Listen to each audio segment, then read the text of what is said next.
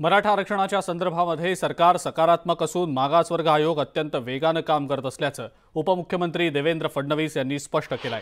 शिंदे समितीचा तिसरा अहवाल लवकरच येईल असंही ते म्हणाले। आरक्षण देताना ओबीसी समाजावर अन्याय होणार नसल्याचंही त्यांनी नमूद केलंय।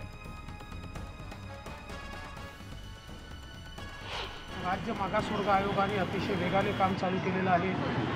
शिंदे समितीचा दुसरा अहवाल आलाय, तिसरा अहवाल देखील अपेक्षित आहे की त्याच्यामध्ये मोठ्या प्रमाणात निजामकालीन एंट्रीज या हैदराबादवरनं त्या ठिकाणी आम्ही प्राप्त करून घेतो।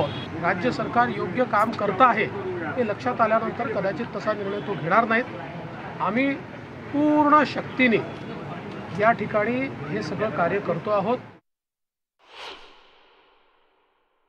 मला असं वाटतं की सरकार अतिशय सकारात्मकतेनं काम करते आहे। विशेषतः माननीय मुख्यमंत्री महोदय हे स्वतः या संपूर्ण प्रकरणामध्ये लक्ष घालून आहेत।